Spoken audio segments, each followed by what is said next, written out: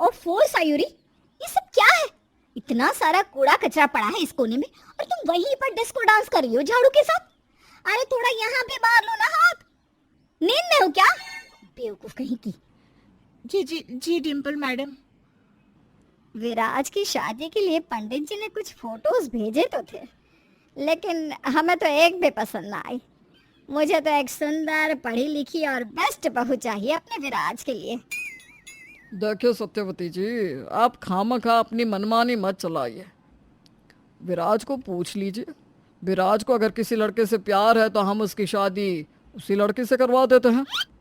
हाय हाय, पढ़ी लिखी और होशियार देवरानी आ गई तो फिर मेरा तो पत्ता ही कट जाएगा। क्यों ना मैं इस काम वाली सयोरी को अपनी देवरानी बना लूं। माना ये नामुमकिन है, लेकिन इसे मुमकिन मैं कर दूंगी। ये अनपढ़ है, गंवार है और बहुत भोली भी, इसलिए प्रॉपर्टी तो सारी मेरी ही होगी। शांति निवास में काम कर रही सयूरी एक बहुत ही भोली और नेक स्वभाव की लड़की होती है। डिम्पल उस घर की बड़ी बहू है और उसकी देवरानी उसका सब कुछ छीन ना ले, इसलिए वो अब ये ख्याली पुलाव पकाने लगती है कि वो सयूरी को ही अपनी देवरानी बना दे। क्या ये मुमकिन हो पाएगा? आइए देखते हैं। ये लो सयूरी, ये कुछ सुंदर सुंदर कपड़े हैं और ये मेकअप का सामान। कल से सज धज कर आना काम पर। देवर जी और तुम्हारी जोड़ी खूब जचेगी, इसलिए मैं तुम दोनों का मिलन करवाना चाहती हूँ। ये आप कैसी बातें कर रही हैं डिम्पल मैडम? कहाँ विराज सर और कहाँ मैं?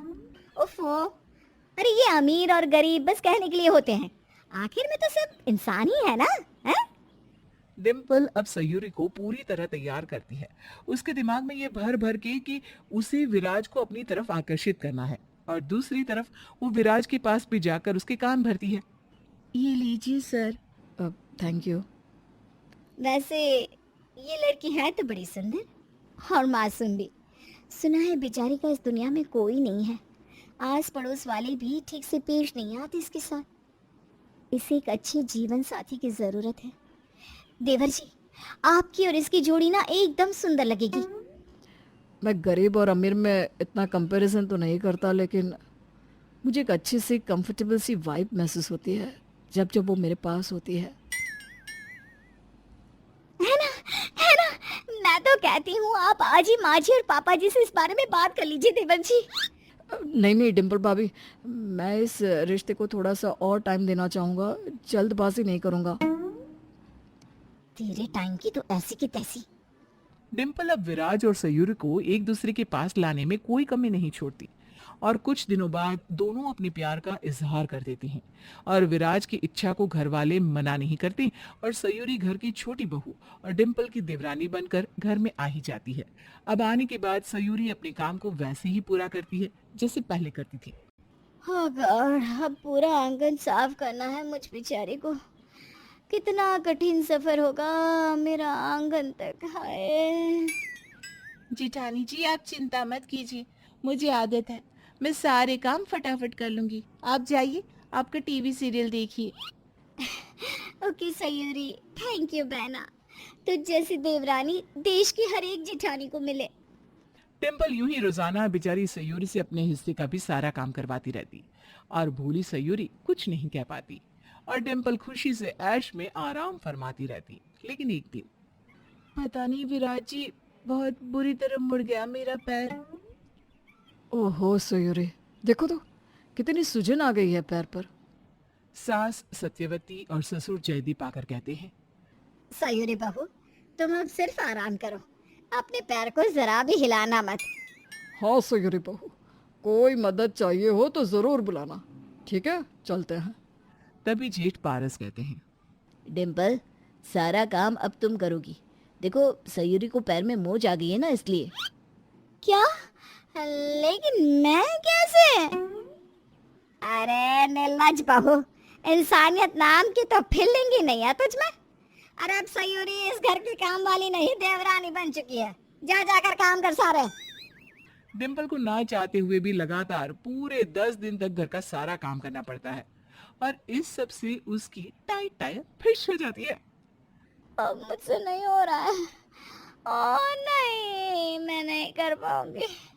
अरे यहाँ नौकरानी को देवरानी बनाने के चक्कर में मैं खुद ही नौकरानी बनकर रह गई हूँ। तभी अचानक से वहां पर सयूरी चलते चलते आती है। हैं? ये क्या? तुम चलकर कैसे आ रही हो? इसका मतलब तुमने नाटक किया था। रुको, मैं अभी सबको बताती हूँ।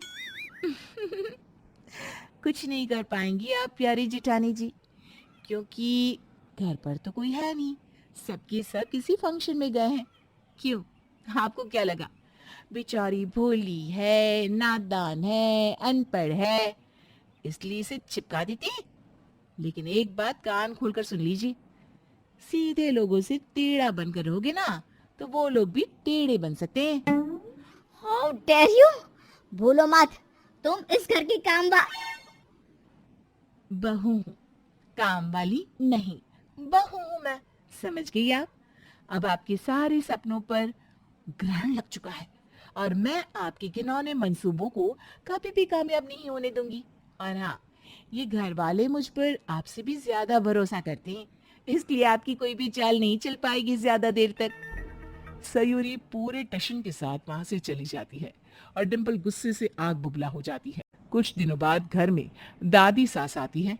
वो 3 दिन तक रुकती है और फिर जाते समय, देखो बहुआ, तुम दोनों अभी अच्छी हो, नेक दिल हो, लेकिन ये खानदानी हार ये तो किसी एक को ही मिलेगा।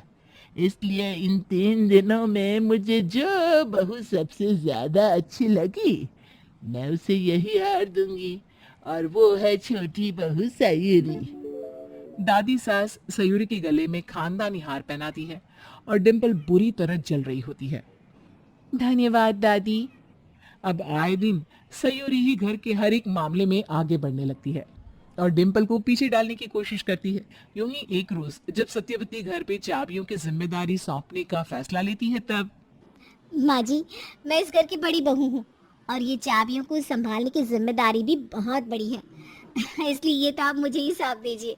लाइए, दीजिए मुझे। नहीं नहीं, मैं तुमसे ज्यादा सयूरी को काफी सालों से जानती हूँ, इसलिए मैं इन चाबियों को इसी के हाथ में थामूंगी। ये ले सयूरी बहू, इन चाबियों को रख। मुझे पूरा भरोसा है कि तुम अपनी जिम्मेदारी बखूबी निभाओगी। जी माँ जी, धन्यवाद।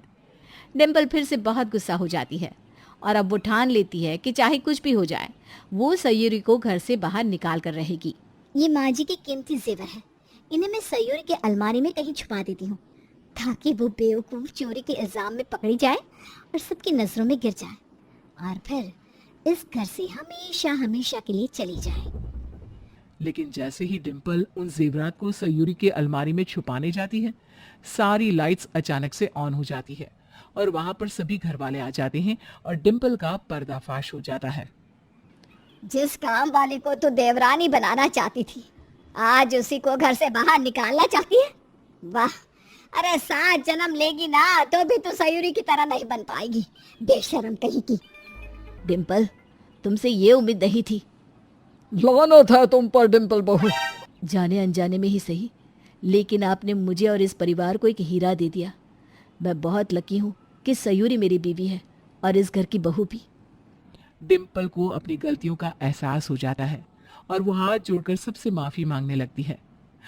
मुझे माफ़ कर दीजिए, मैंने बहुत बड़ी गलती कर दी। सयूरी, मुझे अपनी बड़ी बहन समझकर माफ़ कर दो। अनपढ़ है, गंवार है, भोली है, मासूम है, इसलिए काम निकल जाएगा, प्रॉपर्टी भी आराम से आ जाएगी हाथ में। यही सब थे ना आपके इरादे? जेठानी जी, मैं आपको कभी माफ नहीं करूंगी और ना ही ये घर वाले। डिम्पल को कोई भी माफ़ नहीं करता और वो शर्मिंदा होकर वहाँ से चली जाती है और सयूरी एक आदर्श बहू बनकर अपने ससुराल वालों का ख्याल रखती है।